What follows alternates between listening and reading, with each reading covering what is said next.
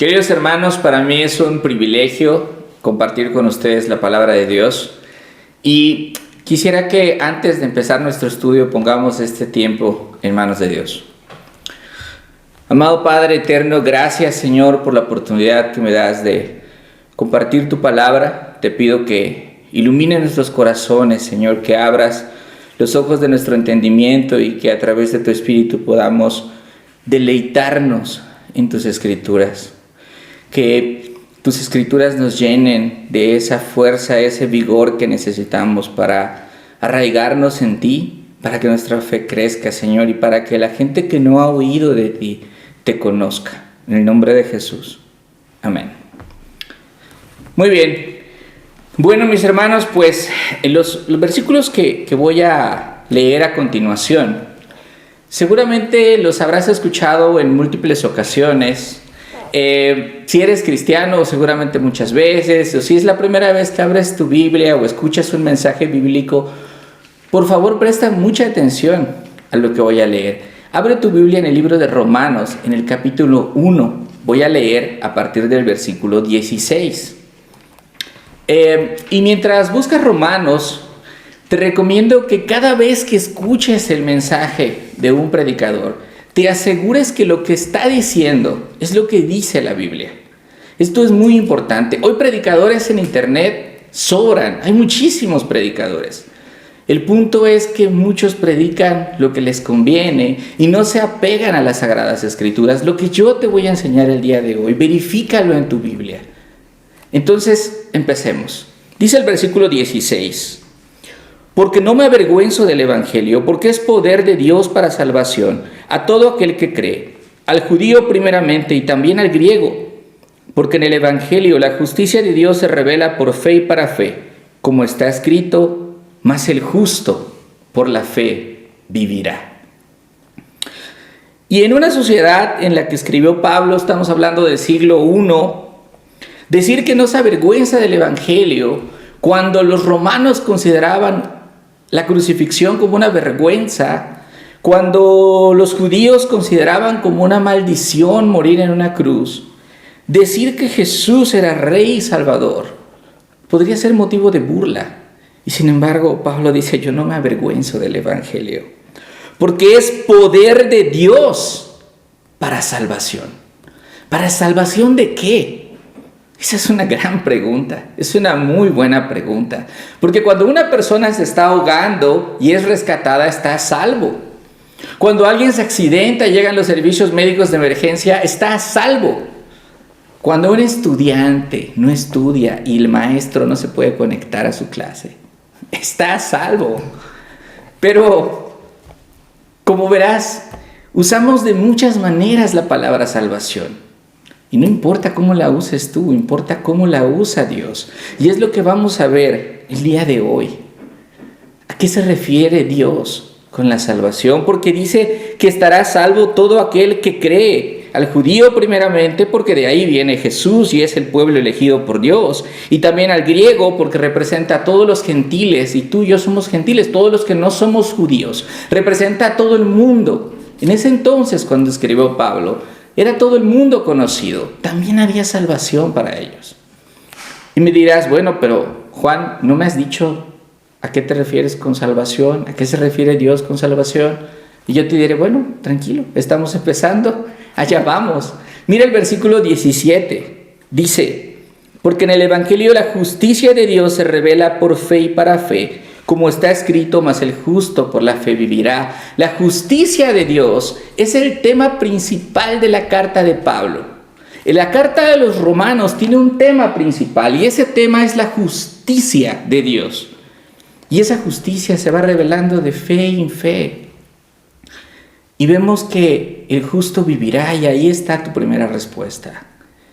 El poder de Dios para la salvación se refiere a la salvación del fuego eterno, del infierno que Jesucristo describió como ese horno de fuego, donde será el lloro y el crujir de dientes. Esto no suena nada bien, en serio que no suena nada bien. Y la Biblia te responderá esta pregunta que seguramente rebotará en tu mente. ¿Por qué si Dios es bueno? Si yo tengo un concepto de que Dios es bueno, ¿condenaría a alguien al infierno? A lo mejor digas, bueno, Dios, cierto que no soy un santo, como dicen, pero los pecados que he cometido así graves, pues no son.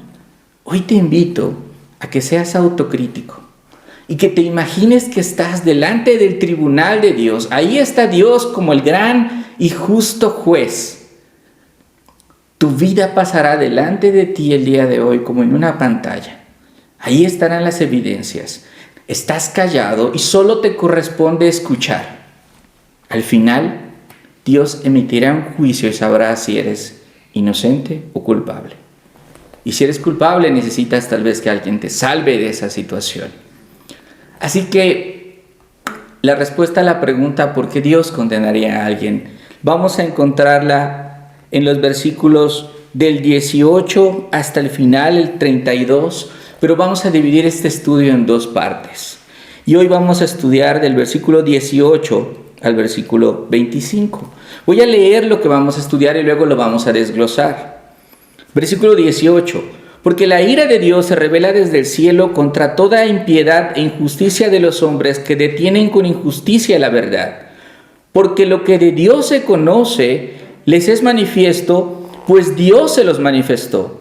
Porque las cosas invisibles de Él, su eterno poder y deidad, se hacen claramente visibles desde la creación del mundo, siendo entendidas por medio de las cosas hechas de modo que no tienen excusa.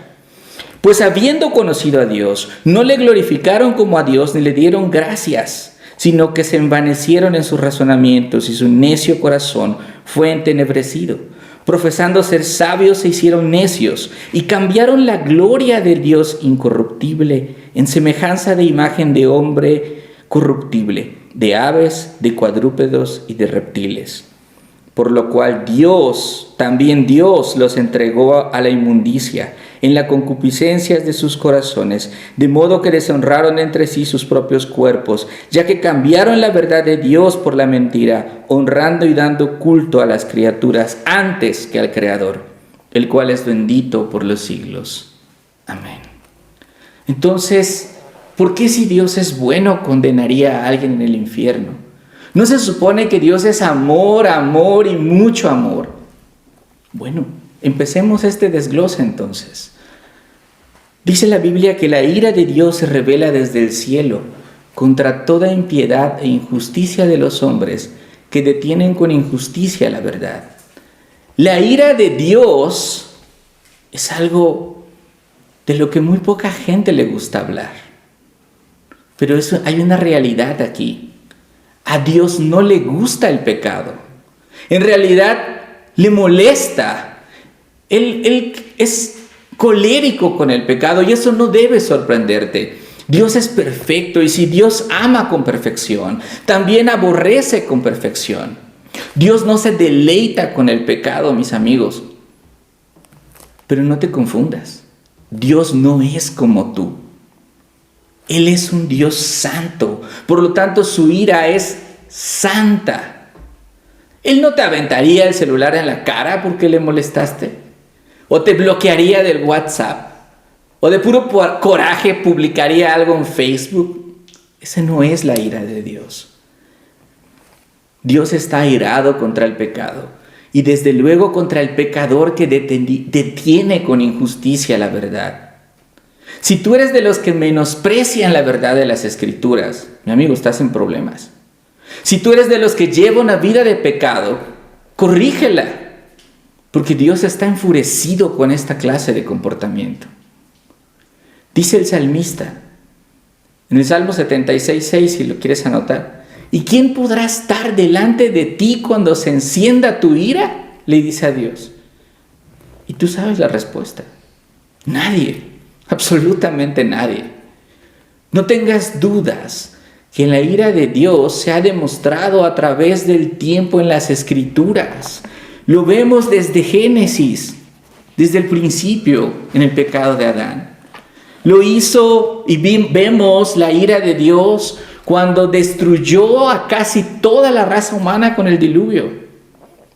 Lo vemos cuando los hombres quisieron hacer la torre de Babel y los dispersó. Lo vemos cuando destruyó Sodoma y Gomorra con fuego. Lo vemos cuando por la dureza del corazón de Faraón, él destruyó a todos sus caballos y a sus jinetes. Hay quienes dicen, es que el Dios del Antiguo Testamento era un Dios de ira y el del Nuevo Testamento, pues, es un Dios diferente. No, amigos, Dios no cambia, ni cambiará nunca. Su carácter es el mismo. ¿Quieres una muestra? Vete a Juan, al Evangelio de Juan en el capítulo 2, por favor. Vamos a leer a partir del versículo 13. El Evangelio de Juan lo vas a encontrar atrasito de Romanos, en el capítulo 2. En el versículo 13 dice así: estaba cerca la Pascua de los judíos y subió Jesús a Jerusalén y halló en el templo a los que vendían bueyes, ovejas y palomas y a los cambistas allí sentados, y haciendo un azote de cuerdas echó fuera del templo a todos y las ovejas y los bueyes, y esparció las monedas de los cambistas y volcó las mesas, y dijo a los que vendían palomas: quiten de aquí esto, y no hagan de la casa de mi padre casa de mercado. Entonces se acordaron sus discípulos que está escrito: el celo de tu casa me consume. Vemos al Señor Jesús sumamente molesto. Esto es el Nuevo Testamento. La casa de su padre se había convertido en un vil mercado, en donde seguramente la gente que estaba ahí explotaba con precios altos a los peregrinos que venían de mucho muy lejos, valga la redundancia. El ruido de los animales estaba ahí, callando las oraciones, el ruido de las monedas. Era un lugar santo, era un lugar para adoración, y lo habían convertido en un mercado. De la misma manera, mi hermano, debería a ti enojarte estas cosas que le enojan a Dios. Por ejemplo, hoy podemos ver cómo miles de bebés mueren, son asesinados cada vez que un gobierno autoriza el aborto. Y no hay cristianos o hombres que se levanten y que digan: ¡hey! Eso no se hace. Estás dañando el templo del Espíritu Santo. Te estás metiendo con una vida que es valiosa para Dios. Debería enfurecerte. Este es el tipo de ira santa con la que Jesús se enfureció en el templo. Entonces, regresemos a Romanos y veamos que el Evangelio es la buena noticia y es la salvación para todo aquel que cree. Hoy es un buen día para decir: Señor, si yo te he enfurecido, si yo te he provocado a ira, perdóname. Mi hermano, no mereces el amor de Dios. Lo que mereces es la condenación, es el castigo eterno. Dios no se complace con tu manera de vivir si tu manera de vivir es pecaminosa. Pero mira cuánto te ama, que envió a su Hijo a morir por ti. Hay un versículo del cual se enamora muchísima gente, y para mí es la Biblia resumida en un versículo. Es Juan 3:16. Ya que estábamos ahí en Juan, regrésate rápidamente y busca Juan 3:16. Y dice Juan 3:16: porque de tal manera amó Dios al mundo, que ha dado a su Hijo unigénito, para que todo aquel que en Él cree no se pierda, mas tenga vida eterna. Y esto es hermoso. Podemos tener vida eterna a través de creer en Jesús. Y cuando entiendes esto, lloras, cantas, oras y te emocionas y dices: tengo vida eterna porque creo en Jesús. Pero por alguna razón no sigues leyendo. Y es muy importante que llegues hasta el versículo 36 y veas que el que cree en el Hijo tiene vida eterna. Amén.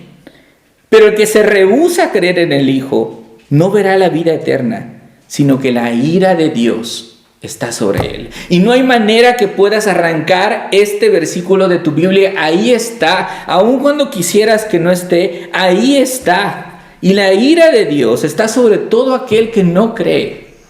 No detengas con injusticia la verdad. La Biblia se lee completa. Existen sectas que dicen que Dios no podría mandar a nadie al infierno porque el alma duerme cuando alguien muere. Son mentiras. No te dejes engañar. La palabra de Dios es clara en este sentido. El que se rehúsa a creer, aquí dice, solo puede esperar la ira de Dios. Sobre todo si sabe que ha pecado. Entonces, regresemos a nuestra pregunta. ¿Por qué Dios, si es bueno, te condenaría en el infierno? La respuesta es porque Dios está enfurecido con el pecado y con todos los que han pecado. Y el alma que pecare morirá. Pero aún hay más.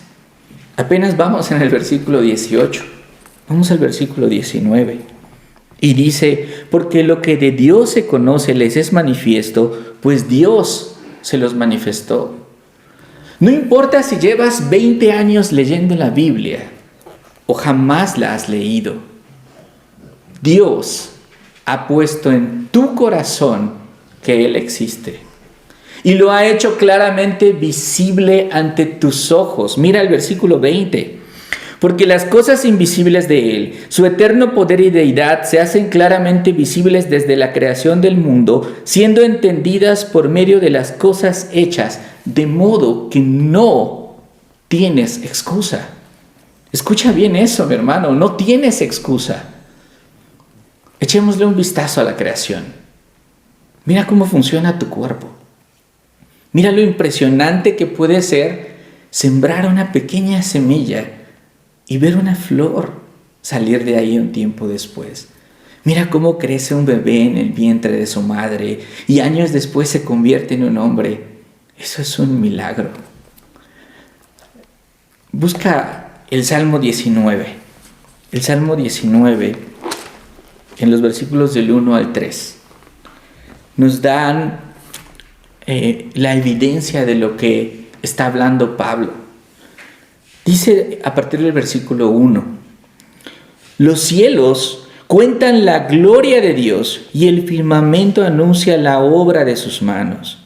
Y un día emite palabra a otro día, y una noche a otra noche declara sabiduría. No hay lenguaje ni palabras, ni es oída su voz. Pero es impresionante que aun cuando no hablan, los cielos cuentan la gloria de Dios. Allí está Dios. Sería tonto negarlo. No hemos visto nunca, al menos no si estás, sano mentalmente, ver a las estrellas platicar y decir, oye, ¿crees que Dios existe? O ver a un gato y un perro diciendo, oye, ¿crees que tú eres ateo o cristiano? Eso no pasa, hermanos. La creación en silencio nos muestra que Dios existe. Y nadie tiene excusa para decir que no existe. Les voy a decir una ilustración, un ejemplo que me gusta, porque es de una gran mujer cristiana. Hace unos años tuvo una enfermedad que la dejó sin vista, sin oído, sin habla, desde muy pequeña. Puedes investigar de ella, se llama Helen Keller. Tuvo una maestra llamada Anne Sullivan que dedicó la mayor parte de su vida a enseñar cómo comunicarse. Y ella aprendió. Incluso aprendió a comunicarse por medio del tacto y también aprendió a hablar. Y cuando su maestra, la señorita Sullivan, le trató de hablar por primera vez de Dios, Helen le dijo, yo sé que Dios existe, pero me faltaba conocer su nombre. Así que, mis hermanos, los ateos simplemente no existen. Dios ha puesto en el corazón de todos los hombres ese conocimiento. No lo niegues. Si lo niegas, o los que se dicen ateos, esa es otra historia. Ellos saben porque pueden ver a través de la creación que Dios ha hablado. Pero no solo eso, Dios fue más allá. No solamente se manifiesta por medio de la creación, sino que envió a su Hijo. Y su Hijo es la imagen del Dios invisible, el primogénito de toda la creación. Entonces, ¿por qué Dios, si es bueno, te condenaría en el infierno? Pues la primera razón la hemos visto. Él no soporta el pecado y tú eres un pecador. Estás destituido de su presencia por eso. La segunda razón es porque en algún momento en tu corazón has negado o dudado de la existencia de Dios. Y eso no lo puedes negar, tú lo sabes. Como verás, estás desarmado. Pero apenas vamos en el versículo 19. Estamos en tal tribunal, ¿recuerdas? Pablo es el fiscal y seguirá presentándonos pruebas. Así que veamos el versículo 21. Pues habiendo conocido a Dios, no le glorificaron como a Dios ni le dieron gracias, sino que se envanecieron en sus razonamientos y su necio corazón fue entenebrecido. Como verás, el problema no es que no conozcas a Dios. Otra vez, por cierto. Mis amigos, en el mundo, cada cosa tiene una función. Cada animal tiene una función. La luna tiene una función sobre el agua, sobre el mar. No está nada más ahí de bonita, tiene una función. Las hormigas tienen una función. El oxígeno que respiramos tiene una función. ¿Te has preguntado cuál es tu función? Por favor, ve a Isaías, en el capítulo 43, en el versículo 7, Isaías 43, 7. Está más o menos, pues, a la mitad de tu Biblia está Isaías. Dice Isaías 43, 7. Todos los llamados de mi nombre, para gloria mía los he creado, los formé y los hice. Para gloria mía, dice el Señor. Para gloria mía, dice Dios. Si estás escuchando este mensaje hoy, Dios quiere recordarte cuál es la razón por la que estás aquí. Y es para la gloria de su nombre. Para glorificarlo y disfrutar de su presencia. El problema es que no le das la gloria. No le das gracias. Vives encerrado en tu egocentrismo. Y eso es un problema. Veamos dos ejemplos. Vamos a ver uno en el Antiguo Testamento y uno en el Nuevo Testamento para demostrarte que el carácter de Dios no ha cambiado. Busca, por favor, el libro de Daniel en el capítulo 4. Mientras lo buscas, te voy a platicar rápidamente acerca del rey Nabucodonosor. En todo su esplendor, él hizo un gran palacio que decoró en una forma única. A él le gustaban mucho las plantas, o a su esposa, cuenta la leyenda, no sabemos bien a quién, pero el chiste es que decoró un palacio hermoso. Fue considerado una de las 7 antiguas maravillas del mundo porque le hizo unos jardines colgantes. Pero veamos qué pasó en Daniel 4, en el versículo 29. Al cabo de 12 meses, paseando en el palacio real de Babilonia, habló el rey y dijo: ¿no es esta la gran Babilonia que yo edifiqué para casa real con la fuerza de mi poder y para gloria de mi majestad? ¿Es en serio, Nabu? ¿No fue Dios quien te dio el dinero que tienes? ¿No fue Dios quien te dio la inteligencia? ¿No fue Dios que te dio el reino? ¡Qué soberbio! ¡Qué soberbio eres, Nabucodonosor! Tu gloria, tú lo hiciste, tu fuerza, ¿de qué estás hablando? Y cuidado, porque si piensas así, si crees que tus méritos o lo que has logrado hoy es gracias a ti, no eres diferente a Nabucodonosor. Yo edifiqué la casa con la fuerza de mi poder. Por favor, no seas ridículo. Para la gloria de mi majestad. No, mi hermano, solo a Dios la gloria. Es blasfemo ocupar el lugar de Dios.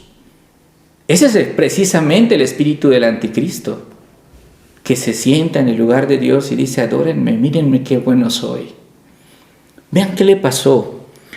Aún estaba la palabra en la boca del rey cuando vino una voz del cielo: a ti se te dice, rey Nabucodonosor, el reino ha sido quitado de ti, y de entre los hombres te arrojarán, y con las bestias del campo será tu habitación, y como a los bueyes te apacentarán, y 7 tiempos pasarán sobre ti, tal vez 7 años, hasta que reconozcas que el Altísimo tiene el dominio en el reino de los hombres, y lo da a quien Él quiere. Hasta que reconozcas. Tenía conciencia. En la misma hora se cumplió la palabra sobre Nabucodonosor, y fue echado de entre los hombres, y comía hierba como los bueyes, y su cuerpo se mojaba con el rocío del cielo, hasta que su pelo creció como plumas de águila, y sus uñas como las de las aves. ¿Te imaginas qué espantoso? Mas al fin del tiempo yo, Nabucodonosor, es Nabucodonosor el que está hablando, alcé mis ojos al cielo y mi razón fue devuelta, y bendije al Altísimo, y alabé y glorifiqué al que vive para siempre, cuyo dominio es sempiterno, y su reino por todas las edades. Escucha esto, mi hermano. Todos los habitantes de la tierra son considerados como nada, y Él hace según su voluntad en el ejército del cielo y en los habitantes de la tierra, y no hay quien detenga su mano y le diga: ¿qué haces? En el mismo tiempo, mi razón me fue devuelta, y la majestad de mi reino, y mi dignidad y mi grandeza volvieron a mí, y mis gobernadores y mis consejeros me buscaron, y fui restablecido en mi reino, y mayor grandeza me fue añadida. Pero fue hasta que Nabucodonosor se humilló. Y mira qué dice, cómo termina.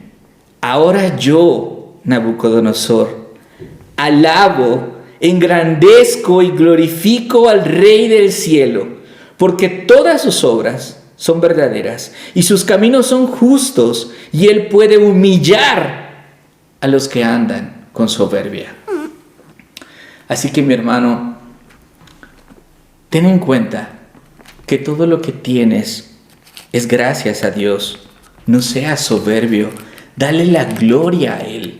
El carácter de Dios no ha cambiado hace 4,000 años, ni hace 2,000, ni ayer, ni hoy en la mañana. Trasládate al libro de Hechos. Vamos a ver ahora el ejemplo del Nuevo Testamento que te dije. En el capítulo 12, en Hechos capítulo 12, vamos a ver lo importante que es cuidar tu corazón, y también que es tu responsabilidad cuidar el corazón de tus hermanos en la iglesia, si asistes a una iglesia, del corazón de tu pastor también. Imagina que tu pastor hace una predicación maravillosa. En lugar de alabarle y ponerlo en riesgo por el peligro del envanecimiento de su carne, dile: pastor, gloria a Dios por la predicación de hoy. Que Dios te siga usando, que Dios te siga bendiciendo. ¿Por qué es importante? Mira el versículo 21. Está hablando acerca de la muerte de Herodes. Y un día señalado, Herodes, vestido de ropas reales, se sentó en el tribunal y les arengó. O sea, los llamó a todos, los convocó. Ellos estaban temerosos de que él les hiciera algo. Entonces el pueblo clamaba gritando: voz de Dios y no de hombre. ¿Cómo le encantó esto a Herodes? ¿Cómo se endulzó su oído y dijo: wow, soy Dios? Dígamelo otra vez, voz de Dios. Cómo su carne se enalteció en gran manera. Dios se enfureció por eso, porque nadie puede quitarle la gloria a Dios. Así que al momento un ángel del Señor le hirió, por cuanto no dio la gloria a Dios, y expiró comido de gusanos. Subraya eso: por cuanto no dio la gloria a Dios. Él debió reconocer: mis amigos, tranquilos, fue Dios el que me puso aquí. Si han de alabar a alguien, alaben a Dios. Pero él era un pagano, él no iba a hacer eso. y fue comido por gusanos. Regresemos entonces al libro de Romanos y vemos cómo, habiendo conocido a Dios, no le glorificaron como a Dios ni le dieron gracias, sino que se envanecieron en sus razonamientos y su necio corazón fue entenebrecido. Y otra vez, ¿diremos que Dios es malo porque se entenebreció ese corazón? Desde luego que no. Desde luego que no, porque si tu corazón hoy está oscurecido, es porque tú lo has permitido. Es porque a pesar de tanta evidencia que hemos visto hasta ahora, niegas a Dios, rechazas a Dios, rechazas su existencia, rechazas a su Hijo que vino a morir por ti y por tus pecados. Tú no tienes excusa, pero el tribunal sigue en sesión. Vamos al versículo 22. Profesando ser sabios, se hicieron necios y cambiaron la gloria del Dios incorruptible en semejanza de imagen de hombre corruptible, de aves, de cuadrúpedos y de reptiles. No existe nada más necio, amigos, que pensar que eres más inteligente que Dios. No hay nada más necio que eso. Y no hay nada más necio que creer en filosofías humanas que, por cierto, cambian a cada rato. Y pensar que tienes la verdad absoluta cuando la verdad te la ha revelado Dios. Hay gente que racionaliza el pecado. Te voy a poner un ejemplo. Hace un tiempo hablaba con un coach empresarial que decía que la mentira no existe, es solo la incapacidad de decir la verdad. Y yo dije, ¿en serio? Si la mentira no existe, entonces todo es justificable. Si la mentira no existe, entonces el padre de la mentira no existe. ¿Negar a Satanás? Si la mentira es la incapacidad de decir la verdad, entonces robar es la incapacidad de tomar algo que no te pertenece. Estamos como sociedad, como mundo, en caída libre hacia el infierno. Dice la Biblia que solo un necio dice en su corazón que no hay Dios. Es una tontería. Profesando ser sabios, se hicieron necios. Dios dio inteligencia. ¿Y para qué la ha usado el hombre? Analiza un poco. Dios te da inteligencia y requieres construir algo, entonces creas unos clavos, un martillo. Dios te da fuerza y entonces derribas un árbol para hacer muebles, para construir casas o grandes cosas que deberían ser para su gloria. Pero tu naturaleza pecadora, en lugar de hacer eso, derriba el árbol, hace una cruz, usa los clavos y el martillo y perforas las manos y los pies de Dios. La inteligencia, amigos, ha servido para alejarse de Dios. Un científico debería decir cuando descubre algo, ¡wow! Esto es un milagro. Pero la gran mayoría no reacciona así. Los científicos profesan ser sabios también. Por cierto, que una definición de necio también es tonto o idiota, pero lo consideré demasiado fuerte para no herir susceptibilidad alguna. Vamos al versículo 23. Mira que cambiaron la gloria del Dios incorruptible en semejanza de hombre corruptible, de aves, cuadrúpedos, de reptiles. Y ves que en lugar de abrazar a Dios, abrazas a los ídolos, con forma humana o no. Dice el salmista que el hombre decidió darle la gloria a Dios. En lugar de darle la gloria a Dios, decidió crear la imagen de un buey que come hierba. Y hay un salmo que nos puede hablar y lo puedes leer después si quieres tomar nota. Es el Salmo 115, que describe muy bien a lo que es un ídolo. Tienen ojos, no ven, tienen orejas, no oyen, tienen narices, no huelen, tienen manos, no palpan, tienen pies, no andan. No hablan, están mudos. Pero ¿sabes cuál es el problema real? Que todos los que creen en esos ídolos son semejantes a esos ídolos, porque en forma tonta confían en ellos. Son así como un ídolo es inútil. Inútil es la persona que confía en estos ídolos. Pero mucho cuidado, Yo no estoy hablando solo de imágenes, y la Biblia no solo habla de imágenes. De entrada habla de cuadrúpedos, de reptiles. ¿Y cómo es eso? Bueno, en el tiempo de Pablo, en Roma se adoraban a las águilas. En Egipto se adoraban a todo tipo de animales, a las vacas, por ejemplo, a los escarabajos. Hoy en día, los hindúes, por ejemplo, creen en la reencarnación. Entonces, difícilmente matan siquiera un insecto. Imagínate, sale de la sifa una cucaracha y tú la ves y lo que normalmente es aplastarla, en la India sería, no, mi abueli. Podría ser, no lo sé.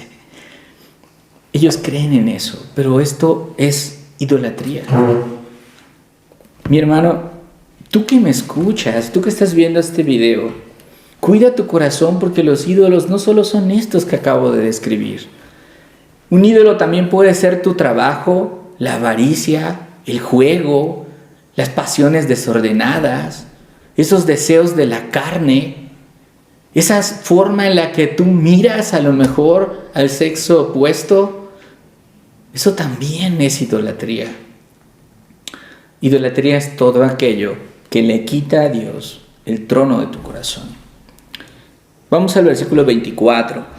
Por lo cual también Dios los entregó a la inmundicia en las concupiscencias de sus corazones, de modo que deshonraron entre sí sus propios cuerpos, ya que cambiaron la verdad de Dios por la mentira, honrando y dando culto a las criaturas antes que al Creador, el cual es bendito por los siglos. Amén. Y vemos aquí que Dios los entregó. No te asustes. Esa es la consecuencia de vivir en pecado, la consecuencia de negar la verdad. Esta es la consecuencia de creer más en filosofías humanas que en la Biblia. Dios te detiene con su mano misericordiosa y te dice alto, alto, hasta que llega un momento en que retira su mano y Dios es quien te entrega la inmundicia. Si tú ves a alguien, algún amigo, algún familiar que vive en pecado y no se preocupa por cómo vive, o incluso está orgulloso de su vida pecaminosa, puedes estar seguro que Dios ya dijo, déjalo. Está ejerciendo juicio sobre esas personas. ¿Habrá algo más horrible que el abandono de Dios? No lo creo. No lo creo. En la cruz, Cristo dijo, Dios mío, ¿por qué me has abandonado? Porque Él recibió el castigo que tú merecías. Él recibió el abandono que tú merecías. Y sin embargo, es tanto el amor del Padre, del Hijo y del Espíritu Santo, que a pesar de que tiendes a servir a ídolos, Cristo murió por ti. Mira que estas personas que han sido abandonadas, dice que en sus concupiscencias han deshonrado sus propios cuerpos. Homosexualismo, lesbianismo y todo tipo de aberraciones. Esto es real. Ellos han decidido adorar a lo creado antes que al Creador. Empecemos mejor y te invito a tener un temor santo y reverente por la ira de Dios. Y a abrazar el Evangelio, abrazar a Dios, al único Dios verdadero, que aunque lo has insultado y lo has pisoteado, hoy te da una oportunidad de perdón y de arrepentimiento. Ya no cambies la verdad de Dios por la mentira y dale toda la gloria a Él. Mis hermanos, esta escena del tribunal no ha acabado. Hemos llegado hasta aquí. En el próximo estudio veremos cuál es la sentencia de Dios, el único juez justo sobre la tierra. Entre tanto, reflexiona esto. ¿Has pecado? No mientas. ¿Has detenido la verdad? ¿Has tratado de convencer a otros de tus teorías y de tus filosofías acerca de Dios en lugar de abrir la Biblia y ver lo que dice la verdad? ¿Le das la gloria a Dios en todo lo que haces? ¿Tu corazón está limpio por la sangre de Cristo? ¿O está oscurecido en tus razonamientos? ¿Eres idólatra? No lo sé, respóndelo tú. ¿Qué ocupa el primer lugar en tu corazón? Si no es Dios, si lo eres. ¿Amas al Creador o a las cosas creadas? Si respondiste que sí a cualquiera de esto, necesitas un Salvador. Te urge un Salvador. Y como leímos desde el principio, el justo por la fe vivirá. Y será salvo todo aquel que cree en el Señor Jesús. Ora, mi hermano, y Él te escuchará. Pídele perdón y Él te perdonará. Acércate y Él se acercará. Dios no se deleita condenando a nadie, pero será inevitable el juicio venidero. Así que estás a tiempo. Arrepiéntete, reconoce a Cristo como el Señor de tu vida y cambia lo que debas cambiar. Oremos. Amado Padre, gracias por este tiempo. Señor, te pido por todos aquellos corazones que hoy escucharon tu palabra. Gracias por permitirnos deleitarnos en ella. Y te pido, Señor, que hagas la obra que tienes que hacer. Confío en tu promesa, Señor, que tu palabra no regresa vacía. Y confío también, Señor, en que tu palabra es santa. Santifica a todos aquellos que han escuchado este mensaje. Santifícalos en tu verdad, porque tu palabra es verdad. En el nombre de Jesús. Amén. Gracias, mis hermanos. Nos vemos al próximo.